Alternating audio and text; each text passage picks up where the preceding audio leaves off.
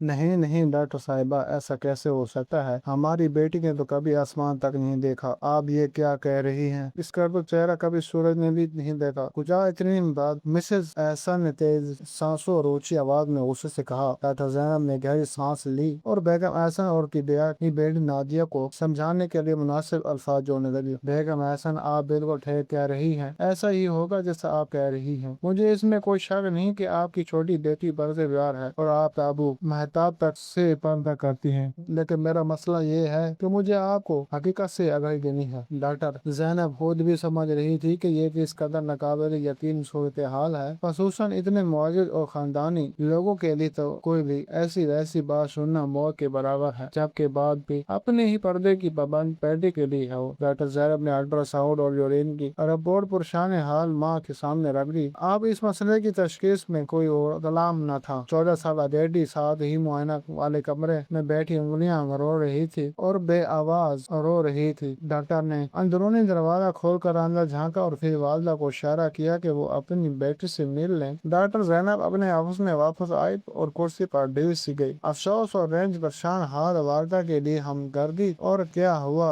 होगा कि जैसा आमेज उलझन लिए वो अपनी कुर्सी की वश से सर टिकाए हुए ऐसा ऐसा कुर्सी झलकाई गई। पैरों की खफाफ सी हरकत उनके अंदरूनी अज़दराब का पता देती थी। थोड़ी देर गुजरी तो अंदरूनी दरवाजों पर दस्तक हुई। डॉक्टर साहिबा ने आंखें खोली, झूलती कुर्सी को रोका और बावकार अंदाज में कहा, जी तशरीफ लाइए। बे आवाज दरवाजा खुला और दूसरे कमरे से हल्की सी सिसकियों की आवाज आई और फिर दरवाजा बंद हो गया। मरीजा लड़की की वालदा और बहन कमरे में दाखिल हुई। सर झुकाए शर्मसार सहारा लेकर चलती माँ जो कमर रसीदा को निहाना थी, लेकिन कुछ ही पलों में बूढ़ी देखने लगी थी। दोनों माँ बेटी ने अपने दुपट्टे और भी सख्ती से लिपट लिए थे, जैसे नादानस्तगी में वो अपने आप को गैर महफूज समझ रही हैं और दुनिया की नजरों से ओझल हो जाना चाहती हूँ। कुछ बोझल पल खामोशी की नजर हो। डॉक्टर ने ऐसे बहुत से केस अपनी रोजमर्रा प्रैक्टिस में देख रखे थे, फिर भी कम उम्र मरीजा को देखकर वो भी इब्तदाई सदमे का शिकार हुई थी। अब सदमा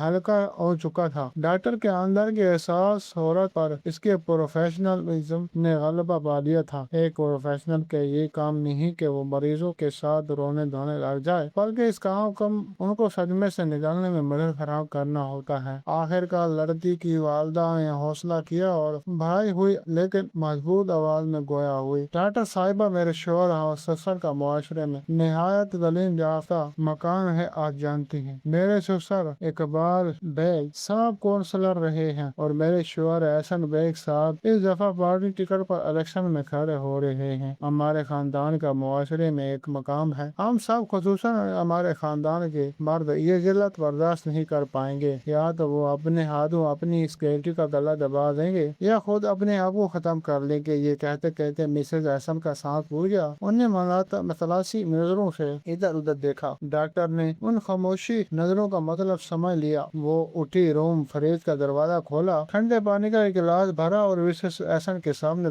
रखा। सवालिया नजरों से मिसेस एहसन की बड़ी बेटी और नाजिया की तरफ देखा। मुबादा उसे भी प्यास लगी हो, लेकिन उसने नफी में सर हिला दिया। मिसेस एहसन ने कांपते हाथों से गिलास हाथ उठाया। हाथों की टकराहट इतनी वाजिन थी, पानी बलोरिन गिलास में हलकोरे खाता नजर आता था। लगता सफर में कुछ पानी छलका और बेगम एहसन का दामन आंसू के साथ साथ पानी से भी तल्ख हो गया। बेगम एहसन ने अपने गले में अटके आंसू के घूंट पानी के 2 तिल भरे घूंट देकर नीचे उतारा और दोबारा से कलम जोड़ा। मैंने सारा से पूछा कि ये सब कैसे हुआ? तुम तो कभी घर से बाहर नहीं निकले। स्कूल तक तो हिंदू में मैं लेकर आती और जाती हूँ, फिर ये सब कुछ कब हुआ, कैसे हुआ? बेटी ने बताया कि जब जब बाजार जाती थी तो साथ वाले मामू जाहिर भाई आ जाते थे।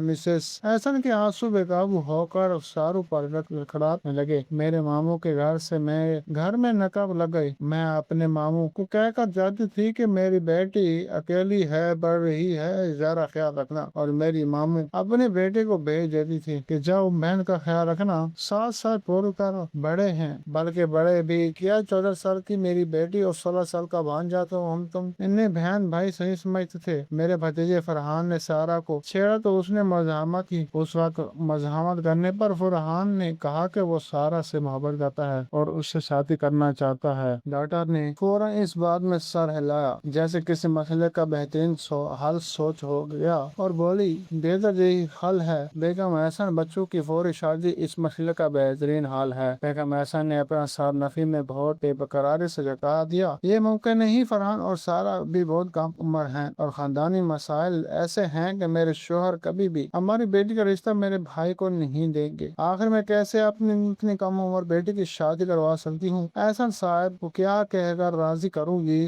سسر کو کیا جواب دوں گی؟ معاشرے کی اٹھتی ہوئی انگلیوں کو کیسے روکوں گی؟ نہیں نہیں، بالکل نہیں، یہ ناممکن ہے، بالکل ناممکن۔ بے بس ماں یکدم اٹھی اور ڈاکٹر کے قدموں میں بیٹھ گئی۔ وہ ماں سے مانگنے والی کی درجے پر جا کھڑی ہوئی تھی۔ اس کا قیمتی لباس چھتینوں کی صورت اختیار کر گیا اور نفیس زیور بدنما کے ماں کے مانند محسوس ہو رہے تھے۔ وہ بے آواز آنسو کے ساتھ ایک نصیحت سے اپنی بیٹی کی زندگی اور خاندان کی عزت کا سوال کر رہی تھی۔ ڈاکٹر زینب ایک دم ایک ماں بن گئی جو دوسری ماں کے جذبات سے بھی واقف ہوتی ہے اور عورت کی کرب سے بھی۔ انہوں نے اس لاچار ماں کو کندھوں سے دماغ کو سہارا دیا اور صوفے پر بیٹھنے میں مدد دی۔ پلیز ڈاکٹر صاحبہ، آپ بھی کو ایک ماں ہیں، اولاد نافرمان اور گناہ گار ہی کیوں نہ ہو، ماں تو اسے بچانے ہی کی کوشش کر دی ہے نا، میں اپنی اس بچی کو کیسے مر جان دوں؟ اس باعزت خاندان کو تباہی سے بچا لے، خدا را کچھ بھی کرے۔ ڈاکٹر زینب جانتی تھی کہ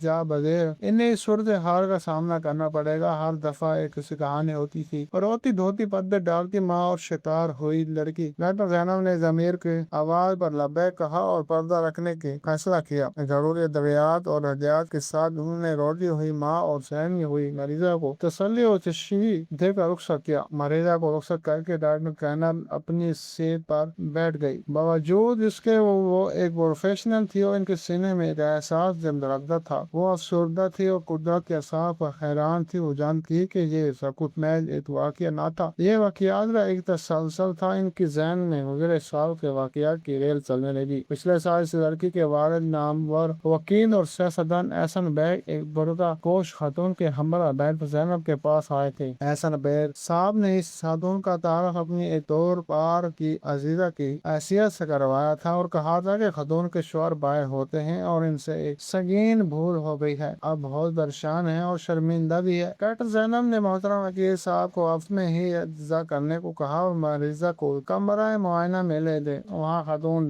ذرا سہم دردی پا کر پھوٹ پھوٹ کر رونے لگی۔ پھر اس نے بتایا کہ میرے خاوند کو باہر بھجوانے کے تمام اخراجات ان وکیل صاحب نے ادا کیے ہیں۔ میرا شوہر ان کی نیکی اور خلوص سمجھتا ہے، لیکن یہ سب اس سودے کی وجہ سے ہے جو ان معزز وکیل صاحب نے مجھ سے کیا تھا۔ میرے سامنے میرے شوہر کا ویزا تھا اور دوسری جانب بیڈ روم کا وہ دروازہ جس سے گزر کر ہی وہ ویزا میرے بچوں کو مستقبل میں روشنی لا سکتا تھا۔ میرے اندر کی ماں نے اپنے بچوں کے مستقبل کے لیے اپنا آپ قربان کیا اور وکیل صاحب کا تجویز کردہ سودا منظور کیا۔ اگر اب بھی کسی وقت میں وکیل صاحب کو انکار کر دوں تو وہ مجھے دھمکی دیتے ہیں کہ تمہارا شوہر واپس آ جائے گا۔ ڈاکٹر زینب قدرت کے انصاف کو دیکھ رہی تھی، مگر فاتح عمل یہی ہے، باپ کا پرانا قد آج بیٹی پر چکا کر گیا تھا۔